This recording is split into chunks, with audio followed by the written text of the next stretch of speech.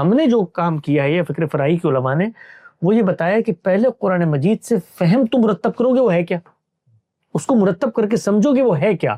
میں آپ کو اس کی ایک مثال دیتا ہوں، اس سے لوگوں کو نا ہمارا پورا زاویہ سمجھنے میں مدد ملے گی. اب آپ نے قرآن مجید میں پڑھا کہ بھئی زانی مرد اور عورت بغیر کسی تخصیص کے کہ بھئی ان کو فجلدوا کل واحد منہم ما تجلدہ، یہ آیا وہ ہے. اب روایتیں سامنے آنی شروع ہوئی تو اس کے اندر رجم کی بات آ گئی. تو اب پہلا مرحلہ کیا تھا، اب سوچے نا، یعنی پہلا مرحلہ یہ تھا کہ واپس قرآن کی طرف جایا جائے اور دیکھا جائے کہ بھئی یہ جو روایتوں میں ذکر آ رہا ہے ایک سزا کا، یہ کیا قرآن مجید کے کسی اور حکم سے متعلق ہوتی ہے، اسی حکم کی شرح وضاحت ہے، اسی کی ہے.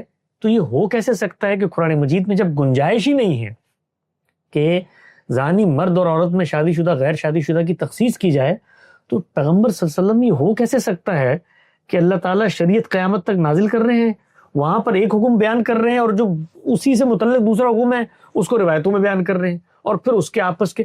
تو اب آپ دیکھیے جس نے قرآن کو محور و مرکز بنایا تو انہوں نے کیا کیا، یعنی یہ جو روایتیں ہیں ان کے نیچے ایک جملہ لکھا ہے، مولانا فرائی کا ایک چھوٹا سا نوٹ ہے، جس کے بعد پھر یہ آگے سارا کام ہوا تحت المائدہ، کہ بھائی یہ جو آپ رجم کر رہے ہیں، قرآن مجید میں رجم کی سزا زیر بحث ہے.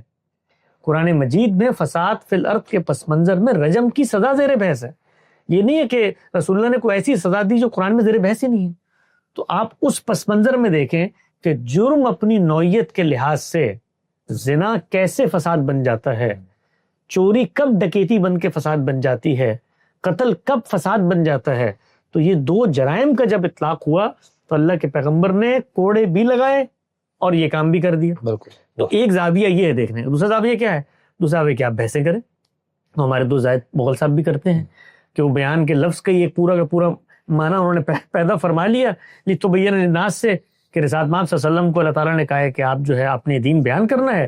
اب بیان کے اندر یہ سب چیزیں شامل ہوتی ہیں کہ بیان جو ہے وہ ابتداً بیان کرنے کے معنی میں بھی آتا ہے، شرح و وضاحت کے معنی میں بھی آتا ہے.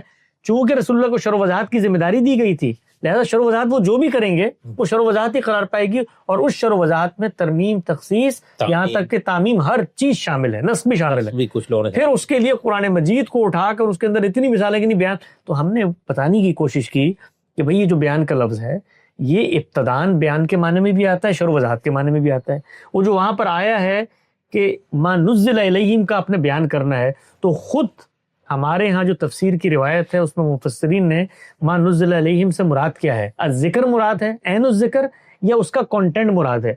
اگر کنٹینٹ مراد ہے تو وہاں پر تبلیغ کا معنی ہوگا، پہنچانے کا معنی. اگر عین الذکر مراد ہے تو وہاں شرح و وضاحت ہوگی. تو آپ کے زاویے سے اگر عین الذکر مراد ہے تو شرح و وضاحت دیں تو فیصلہ کیسے ہوگا، کیا چیز مراد ہے وہاں پر. تو آپ دیکھیے اس پہ بڑی تفصیلی گفتگو کی ہے غامدی صاحب نے 23 اعتراضات سیریز میں، کہ آپ اس کو ذرا پیچھے سے تو پڑھیں، ایک آیت پیچھے سے پڑھیں، یعنی سیاق و سباق فیصلہ کرتا ہے. یا وہ ما آتاکم رسول لیات فخذوہ، حالانکہ اس کا پورا آپ دیکھیں اس کا سیاق و سباق کیا ہے. یعنی وہ مطالبہ کر رہے ہیں کہ فرشتے جو ہیں وہ کیوں نہیں لے کر آتے کلام کو. اللہ کہہ رہا ہے بھائی میرا معاملہ یہ نہیں ہے، میں انسانوں کو بھیجتا ہوں، انسانوں پر یہ لازم ہوتا ہے اور وہ اس کو پہنچاتے ہیں. تو اگر یہاں پر پیغمبر پر ذمہ داری ڈالی جا رہی ہے شرح و وضاحت کی، تو آگے کیا لعلکم تفکرون، بھائی وہ پہنچاتے ہیں تاکہ تم لوگ غور کرو، یعنی غور و فکر تم نے کرنا ہے، ان کا کام پہنچانا ہے. تو اس پس منظر میں پھر پورا کا پورا ایک پیراڈائم بننا شروع ہوا. یعنی ایک جب ایک کو کہتے ہیں نا تاسریا میر اوج دیوار کچ، ایک اگر آپ کا زاویہ ٹیڑھا ہو جاتا ہے. اصل چیز کیا تھی، قرآن پر اعتماد تھا. اس موقع پر یہ کہنا تھا کہ بھئی یہ جو روایتیں آ رہی، اور ہوتا کیا تھا کہ جس وقت آپ اعتماد کا اظہار کرتے ہیں رستے کھلتے چلے جاتے ہیں. جن لوگوں نے اس اعتماد کا اظہار کیا ان پر پھر اللہ تعالیٰ نے روایتوں کے رستے بھی کھول دیے. تو یہ وہ پس منظر ہے جس میں اگر آپ پوچھیں گے تو میں بتاؤں گا کہ اب میں کیا کہتا ہوں، یہ جو زاویہ ہم نے رجم کی روایات کا مرتب کیا ہے یہ مبنی پر قرآن ہے. کوئی شخص اگر ان روایات کا انکار کرتا ہے تو وہ کچھ نہیں کر رہا سوائے فساد فی الارض کی سزا کا انکار کرنے کے.